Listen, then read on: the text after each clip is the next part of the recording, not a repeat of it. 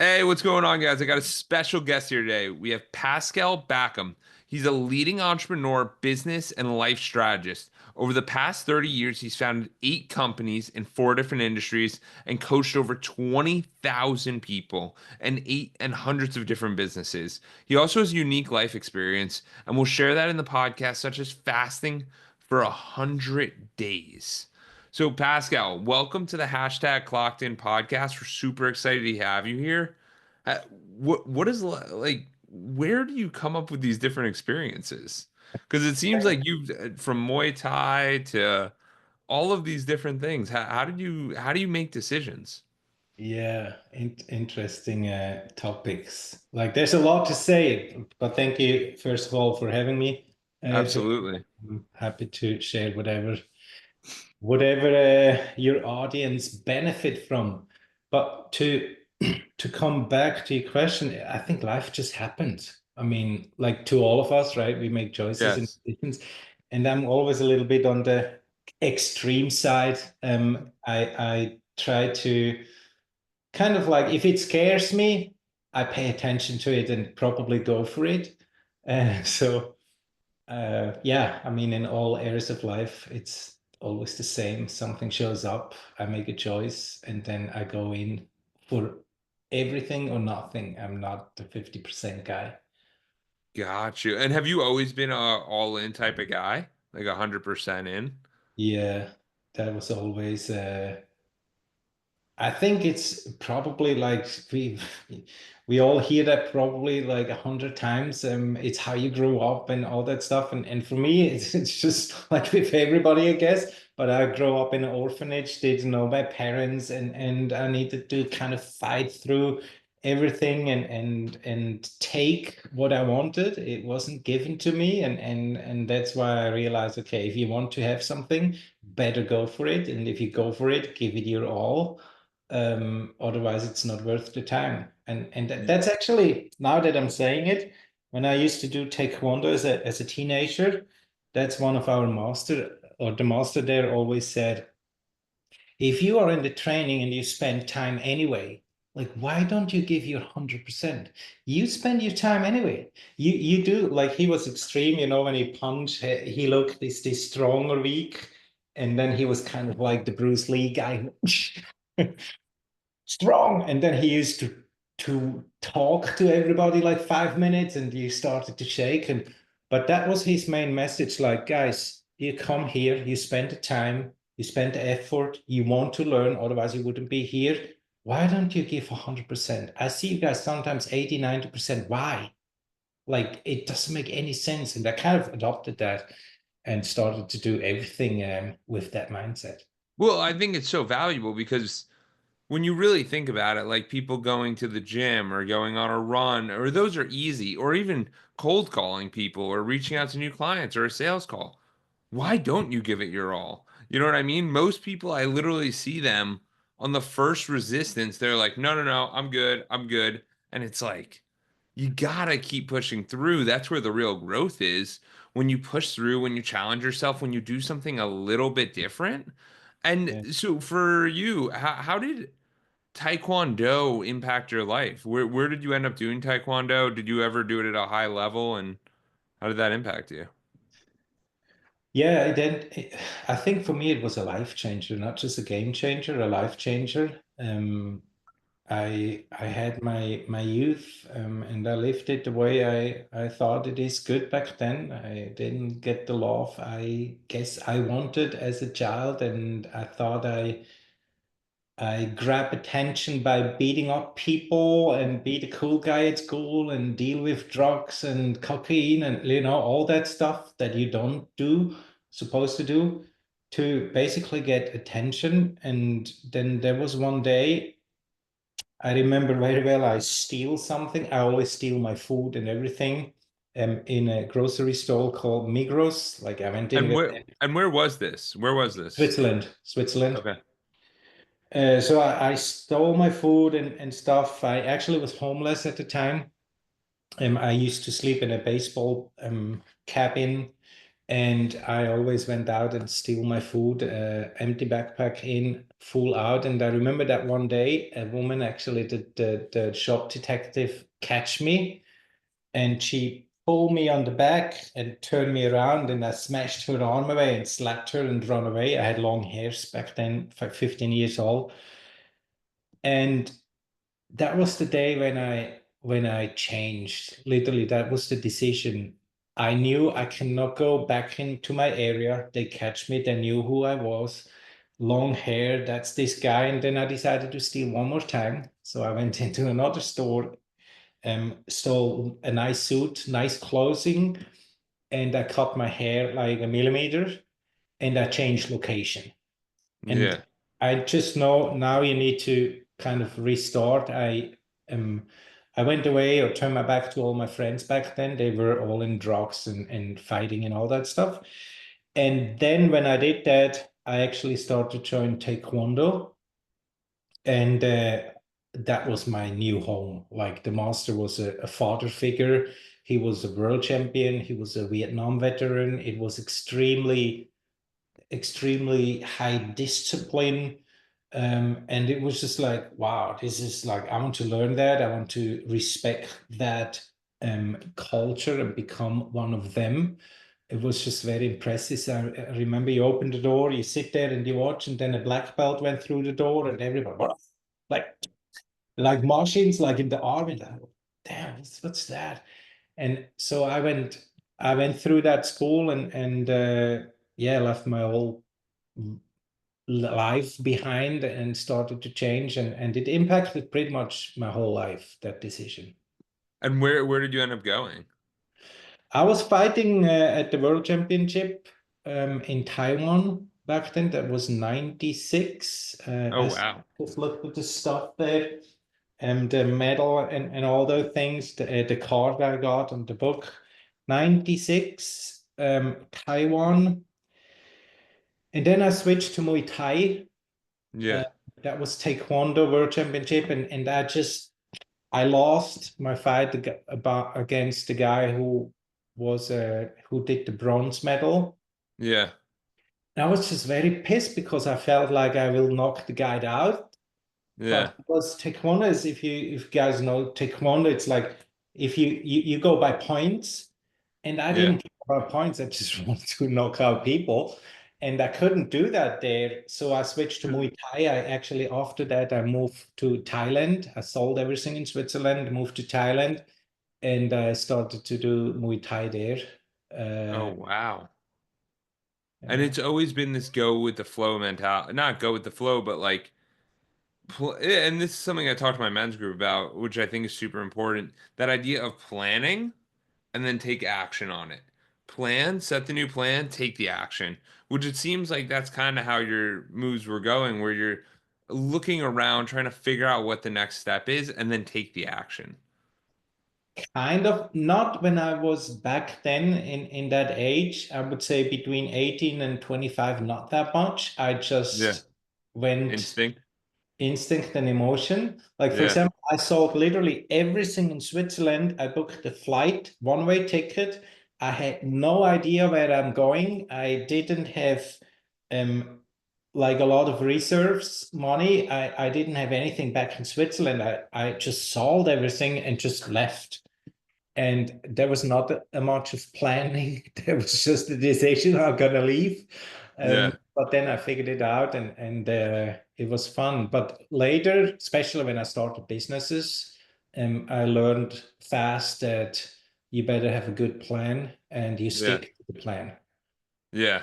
No, absolutely. It makes all the difference. But it's just it's always exciting to me to hear stories of people going so instinctual and always coming out the other side being like, that was an incredible experience. Yeah, Like, this was interesting because it gives you that freeing feeling of like, you're going to be okay without these guardrails up.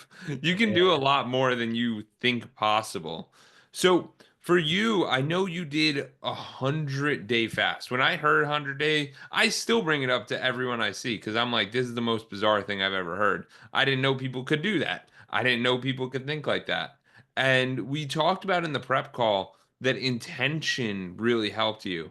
So what was the origin of this 100 day? And then what do you mean by intention? Because I think that's really valuable for the audience to know. Because I started instituting that intention idea in everything I started doing since our Yeah. call. Uh, that was not done by decision, really. It just came through me. I always say Yeah. I took a shower in November 23. Yeah, 23 it was. And it just kind of like we have the best or most stupid ideas when we shower, I guess. And it Yeah. just threw me kind of like almost like an order, 100-day fast.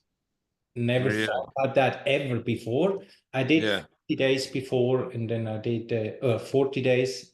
And then I did one time I did 60 days, but like 10 years back. And then I went to my wife in the kitchen and I told her, hey, I probably gonna do a 100-day fast.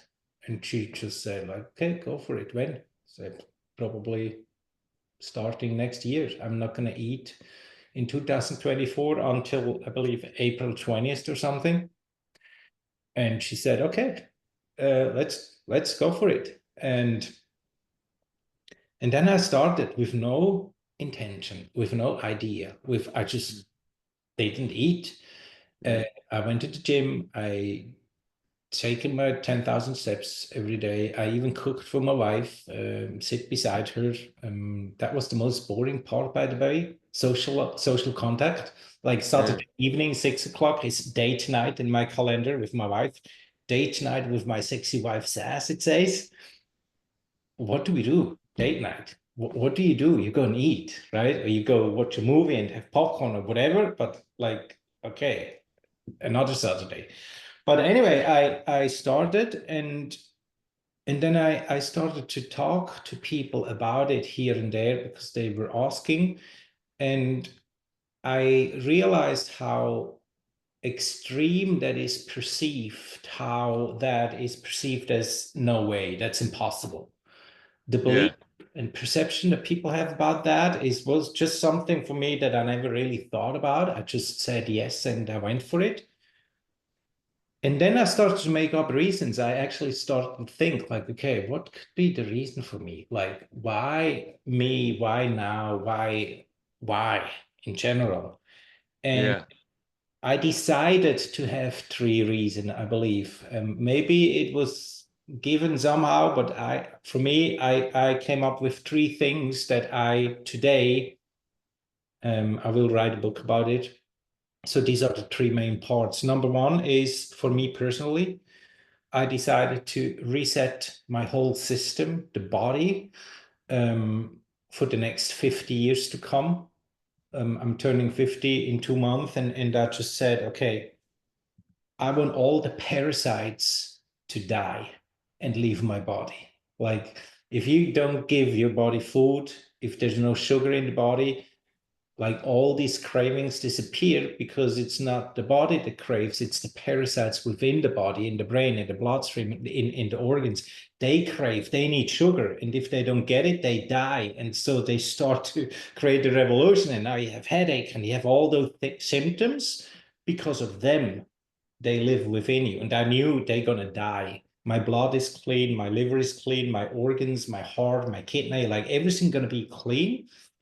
That was the number one reason. So before you go to reason two and three, I just want to kind of dive into 100.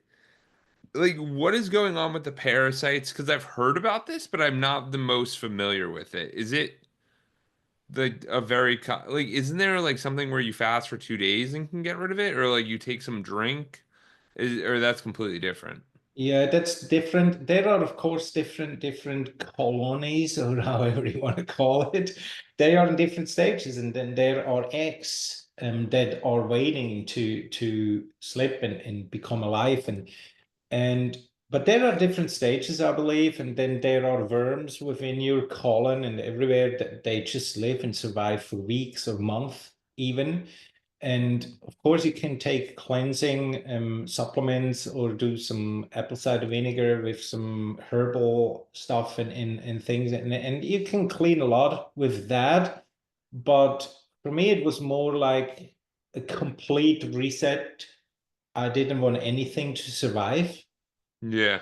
like all the eggs that are laid somewhere, and because there's always a leftover food for parasites somewhere, and they are pretty resistant. And again, there are different kind of parasites. Um, Wow, yeah, that's fascinating. yeah. Um, but the second thing then for me was I started to realize that actually, let me rephrase that. We have to come back to intention. We had, I went to make my nails with my wife. My wife always tells me, "You're my best girlfriend. You do everything with me." So we went to the nails. And then the guy there, Matthew, he started to talk to us about it and how's it going and all that. And then a woman beside us, she said, "Sorry, I don't want to be rude, but I listened to the whole conversation and I'm actually reading a book right now about hunger strike. These, Yeah, these people die after not eating 60, 70 days. How on planet Earth do you think you're going to survive 100 days? Like, yeah, I don't get it." And my answer was, I believe it's the intention of why I do what I do. yeah, Because these people who don't eat, they have a very clear intention. They say, like, I'm not going to eat until you guys do what we want you to do. Otherwise, I'm not going to eat until I'm die. And if I die, it's going to be your fault. That's the intention. And that's what they usually experience. It's like what you yeah. give out, it comes back. It's a reflection. And my intention was reset the body, have a clean, new reset system that you can rebuild for the next 50 years to come in a healthy way. I wanted to meditate, connect faster when I'm in that state of meditation, trying to be one, everything and nothing at the same time. So I had very clear intentions, and that is the result of everything for me. But the main reason of the second part that I came up is I don't like the word I prove to society or to the doctor. I replace the word prove to I demonstrated that, Yeah. like you mentioned it before, we are capable of so much more. Like, Yes. just because we have a belief system about something, it doesn't mean that it has to become our reality. I think most people cannot do what they actually want to do, not because they cannot do it. I think because they believe into facts that are not reality. Like, it's not, in my case, for example, it is not the fact that makes it impossible. It is the belief in the fact that makes it impossible. I just didn't believe that it is impossible. And therefore, I open up new avenues for me and I defined my own beliefs and I believed in it. And my belief made it possible. And I That's believe that's what happened in all areas of life, every single day with all of us. We believe stuff and never question, where does that belief come from? Usually something yeah. that we heard. I think that's so powerful because that's the whole reason where startups, like a very naive person who might not have the experience, might do very well because they don't know the limitations that others have placed on them because Yeah. the limitations are irrelevant. Like we know it's difficult, we know it's hard, but you still go for it anyway. Now, the crazy thing about all of that is that it happens so much more often than you think. And we were talking about it where these beliefs, especially ones about health and especially about money and finances, like a lot of these things have been just lied to us where it's like you need to get this degree and this thing to get this and it's like nope, no, not necessary. You can only make this much money if you have these that nope, just not true. Just not and you start to realize that all of this, like even when they're like, "Oh, eat this cereal or eat this thing or this bread is healthy for you." And it's like just not true. Like and you start to realize pretty quickly that even the doctors who are out of shape are recommending these different and you're like, Not taking advice from that person. Like, it's just not valid. Half the time, it's just not valid. And I think you're bringing up a very good point, Pascal, where you have to reevaluate the things you believe to be or not believe to be true. Right. And when people speak, you can tell pretty much instantly what they think to believe to be true. You know what I mean? I think that's a very common thing. What do you see with that? 100%. And that leads me to the third point, or my third reason that I really want to kind of wake up society and tell them don't believe authorities everything they say just because they are authorities. We need to question those things because if a 150, 200 pound too heavy person tell me what to do to be healthy, I need to start thinking. Like, I don't care if that person is a doctor or a professor. Like, dude, you 200 pounds too heavy, and you're telling me what I need to do be like, it's almost like you book a personal trainer to be fit and shredded, and the guy's like 300 pounds. It's all good if they 300 pounds, nothing against anybody, but it's the wrong advice from the wrong per. I just think like it's common sense to think, and that's what many people forget to do on a daily basis. Really think And I and think that I think from my instance that comes from that lack of thinking comes from just getting into routines and yeah, building habits and never going, wait a second, this doesn't make sense. Why are we doing it this way? Why can't we change this? Why can't we do these other things? And you start to I mean, that's a lot of what's going on politically. You're seeing a lot of that right now where people are just going, change, change, change. And you start to realize pretty quickly that if you do mass change, some things are good, and then some things you're going to go backwards and be like, okay, like we have to keep it this way. But even you can do these tests on yourselves. And the whole reason I'm bringing this up is for the audience to realize that you can do anything you want. That means like you could shoot a podcast, you could say you have a podcast, you can never put out an episode. All good because you decide, hey, it's not for me. You can do anything you believe to be possible. You just have to be able to see it and realize that you actually can do it. And if you can't do it, then you should go to someone who is doing it. So like if I was gonna like Pascal, I mean the most incredible thing to me is that with this fast, did you get advice from anyone or you just kind of went into it? I mean, obviously 40 and 60 days is a long time. But 100, yeah. did you ever feel a lapse at any point? Like did anything No, no, for me it was, I mean, I was in the health industry for like almost 30 years. I coached a lot of people in that area, and I was a professional athlete. Nutrition was always part of what I do, and belief is important. But what I think that the main thing for me was preparation. I went through all that before I started and really sat down and say, okay, what are possible side effects that I could experience, like headache, feeling weak, feeling giddy, like all those things. And then did my research. What's the reason for that? Blood pressure and detoxification and all those things. You start to actually build a knowledge around the topic. So once something uncomfortable appears, you remember your research and you say, okay, no big deal. It was expected. So I think that helped me a lot to actually go through the times when it wasn't that easy.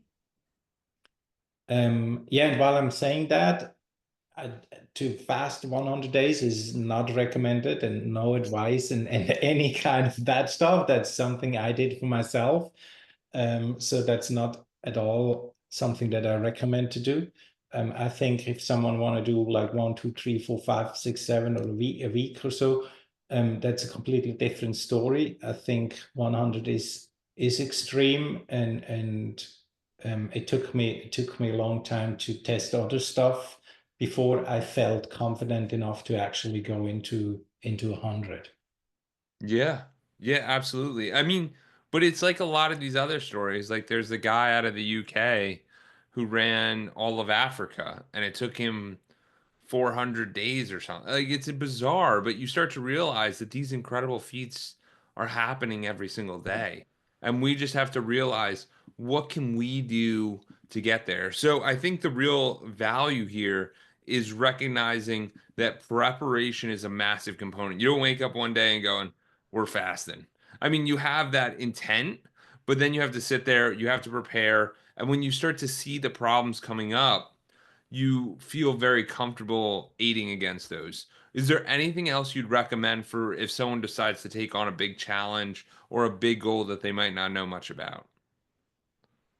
Yeah, I mean, big goals in general, I think that goes very deep. I try to explain that very simple because I think it's a general mindset thing.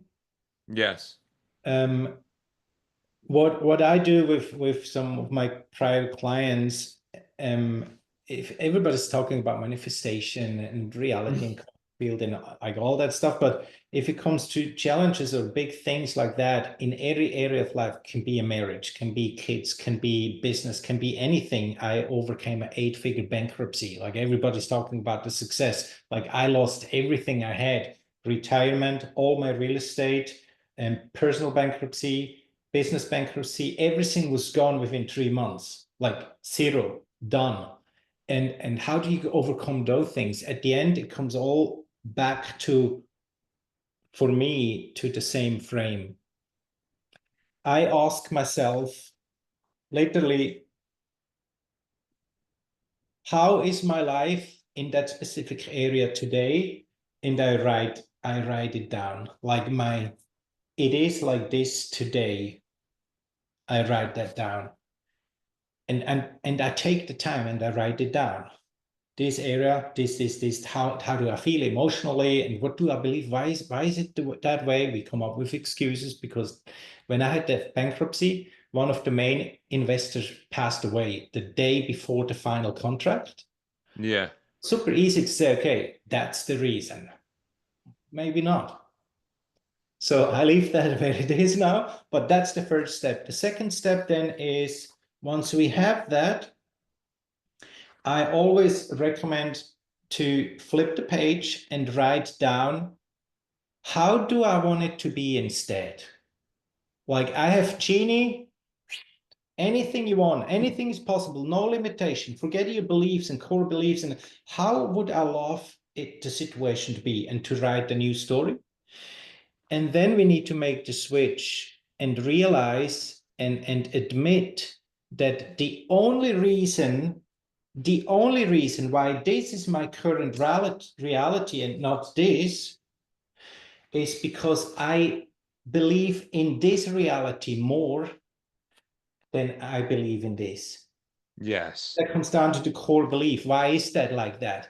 Because this is confirmed over and over again. And if we Yes. realize that it is confirmed because we believe it, because our belief, the reticular activating system, we create these situations and reconfirm it again and again and again, and to then actually consciously shift our belief into another story that we can teach ourselves can also become my reality. This is when change happen. And I think we can apply that literally everywhere, to conscious Yes. down and think.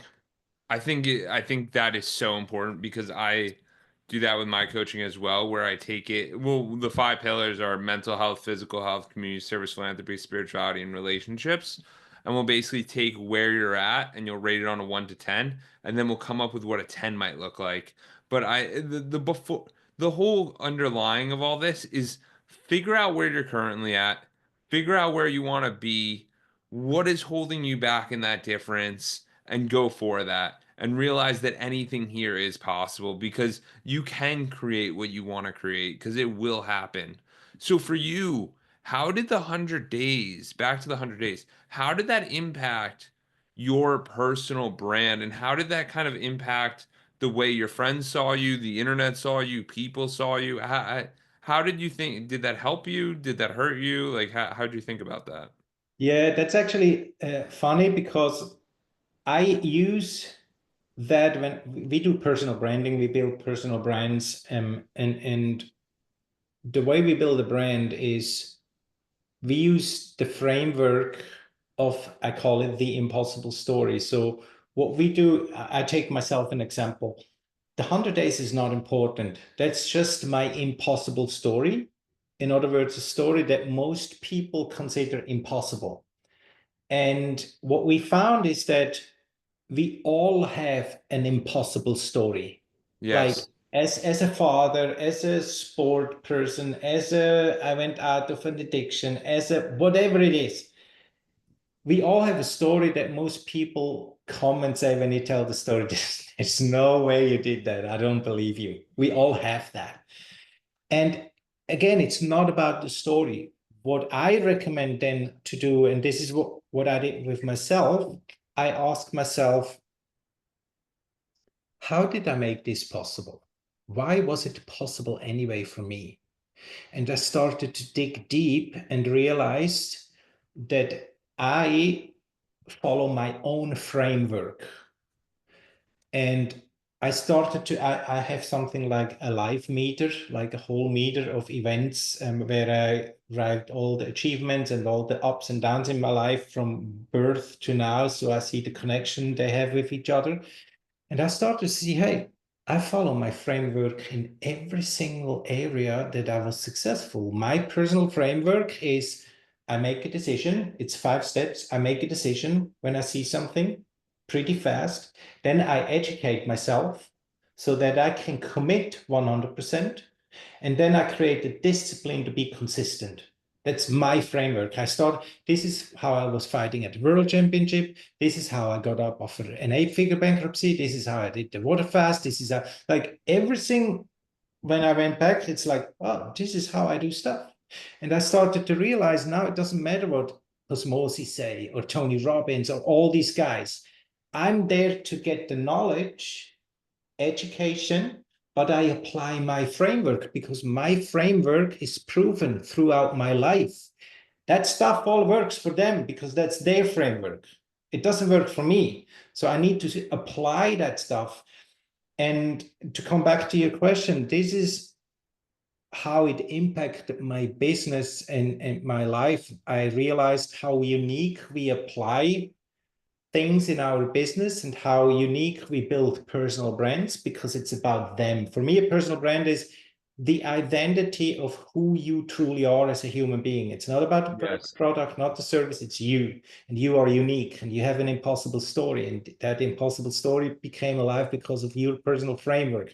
So we start to build that. So that was a And huge one for my brand on how we actually apply things.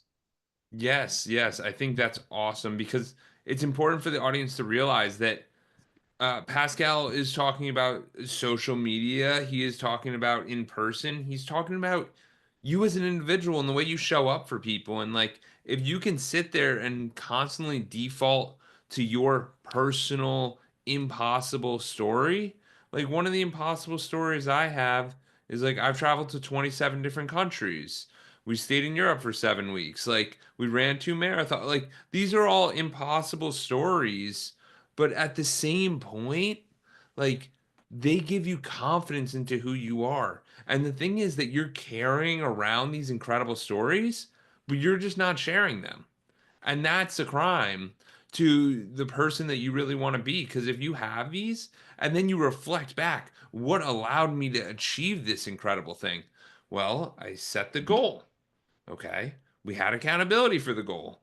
We worked back. We set the date. We took the action. We worked towards these missions. And you start to realize that everything in life is possible if you're intentional and you actually move towards the goal you want to achieve. Because I just feel like so many people are just aimlessly there, just waiting to be woken up. And it's like, I hope this is the wake up call. Like, wake up, build your impossible story. If you sit there and go, I don't have an impossible story, go get making one and go do something incredible. Yeah, I couldn't agree more. And for those who believe they don't have one, we work with entrepreneurs who make millions of dollars, and all of them believe they don't have it. All of them don't know how to go out. All of them are afraid to actually show who they truly are to the world, because all of them believe it's not about me, it's about the service, it's about the product, it's about the aim that's hiding beside something.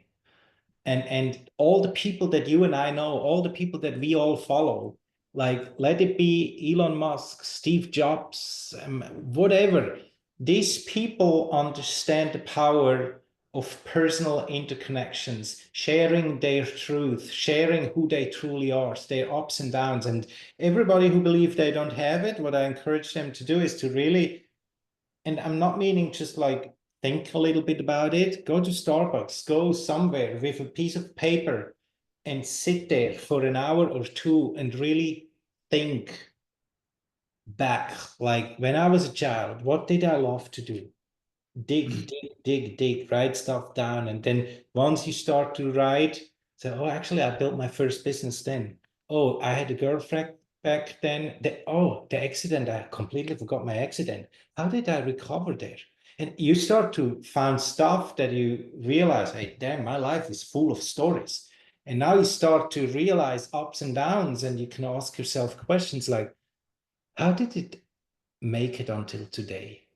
Like, I'm here, I feel great, I want to achieve the next level, whatever it is.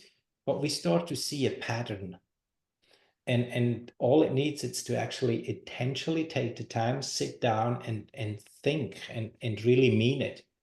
And it's that's so important, but it's the awareness of realizing it that you've been running these unknown programs to yourself your entire life, but you're just not aware of it. So it's time to wake up, become aware of it through this activity of going there, figuring out what your impossible that you've accomplished might be, and then realizing that you can do anything and you can accomplish these things. And you can definitely email me at jordan@edwards.consulting. I'd love to hear about some of these impossible stories. And because it's just important to share these, like it's important to do these different missions that we have. So, Pascal, for you, where else do you think people are missing out on living that whole life? Like, because you obviously coached a ton, over 20,000 people, you coach businesses, you've experienced a lot. Where are people just like just slightly bit off? A 2 millimeter shift might make a difference for them. Two things. The first one is to really remember that to the world you may be one person, but to one person you may be the world. This is like, we think we don't have it. Whatever, there's always someone who you can be a life changer with the things you never expected to be a life changer. For you, it's so normal. You thought about it 100 times, you experience it 200 times. It's so normal, but for someone else, it can mean the world. And to share those things, like you just said, Jordan, I think it's number one, it's super important. The second thing is, in all areas of life. I make an example in business, but it's in all areas of life. When I coach people, it's all about health, mind, harmony, and wealth. And what I see in the area of business is that too many entrepreneurs who want to scale from, for example, from 5 to 6, 6, 7, 7 to 8 figure, wherever they are, they ask themselves, why do I not scale? And it can be a relationship. Why does it not work out? Why is why I'm not the dad I wanted to be? Why in any place? Why can I not lose the damn weight I actually want to lose? Like in any areas, we often look at that one thing and believe the problem is there. Like in business, everybody's going like, okay, how can I scale? Where are the numbers? And we more marketing, more of everything. But what I found is that most of the time, the problem is not where it looks like it is. Business people, for example, don't scale because their relationship sucks at home. They are unhealthy. They don't live a life of harmony. They don't live and enjoy the rest of the life. Everything is just business. and they don't show up in business as the 100% potential me I could be and I need to be in order to scale. Same thing in the relationship. Why does it not work out? Go dig, dig, dig, and it's my wife and it's my whatever. Maybe you just work too much. Maybe you just eat too much. Maybe you're not healthy enough to have the energy your relationship deserves. Like it's not always where we think it is, and to consider a holistic approach Yes. and actually go up and say, okay, let's look at the whole picture. I think it's a game changer for many. Yeah, the holistic thing has been is huge because you don't realize how interconnected you are with everything. Like one of my mentors is funny. He's like he's 79 years old and he'll just be he's like, "Yeah, I have a client." And you think you're a client for one thing, but you end up being a client for everything else because the truth is that as you become more close to people, they will start sharing more stuff with you. And some of those stuff becomes problems, some of those stuff becomes solutions, but it becomes a very deepen of relationship. So the whole point is that we want to sit here and go, yeah, like our gym trainer's awesome. No, the gym trainer's also the therapist. And they might not realize it, but they're also this friend that they need. And you start to realize that if you can actually curate and create the life you want, it all comes down to the relationships you have. And the most important relationship that we don't realize is the one with ourselves. Right, completely agree. Um, these are the words nobody really like to hear, self-love and self-care and all that stuff, but you It's better do so it. important. But I think it all Yeah. comes down to like what you were talking about earlier was more of these like blame, blame, blame. And it's more like what are we missing? Instead of like that whole gratitude aspect of like, what do I actually have? Wait a second. Like, even with this, I have a home, and most people, all they really need is food, shelter, clothing, and they'll be a-okay. Because that's more than a majority of the world has it. Like, you have to walk 5 miles for water, and people are like, what? Like, they don't, most people don't have a real perspective on like what the real world is like. Because we kind of have our America bubble. As Yeah, I think that's an important point you make. Gratitude. We do that with the team before we started our daily huddle. Everybody come up with something they truly appreciate and celebrate. I love We that. to start the meeting from the place of love and gratitude and appreciation. It's just completely different frequency and energy when we talk about business because we want to have impact and not anything else. And we can shift our frequency level into that space that we create that as a collective, as a team.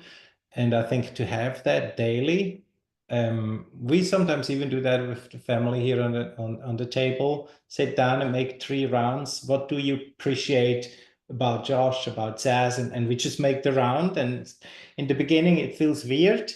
And you really need to think because there's not really anything like you sucker leave. You make this I literally need to think, but with time, it's a practice. It's a reframe. It's a Yeah. reframe. Like people in my coaching group literally go, Jordan, because I come to this group every single week, it gets me thinking about gratitude, but it takes me months. So by the time I'm actually like angry at a situation, I could sit there and go, what's my gratitude? And he's like, over the time, it conditions you to think, wow, I actually really do have a lot. And all entrepreneurs that I speak with and anyone I really speak with, they're always so hard on themselves and Mhm. they're always like I spoke to a guy today and he's like he's got a full-time job which he's doing well in. He's got 2 real estate properties and he's like, "Yeah, I really want to start a business so that I could leave this job." And I'm like, "What? Like what are you talking about? Are you referring to the 2 real estate properties as your business?" And he's like, "No, no, no. Like I didn't even start the business yet, but I want to make a business." And I'm like, why are you so hard on yourself? And he's like, well, if I wasn't hard, I wouldn't be successful. And I'm like, if you're gonna keep being hard on yourself, you're gonna be depressed and sad. Like Yeah. your choice, brother. Like you decide what you want. I don't think there's an issue with pushing yourself, but don't lie to yourself about what the actual realization is here. And I think that's so important for all of us to realize. So, Pascal, where can people find you? Where can they hear more about you? Where can they connect with with you guys? The easiest is to send me an email. If someone want more information, Pascal at strategyachievers.com. Personal branding stuff is at strategyachievers.com. Awesome. Awesome. Thank you so much, Pascal. This has been amazing. You're very welcome. Thanks for having me.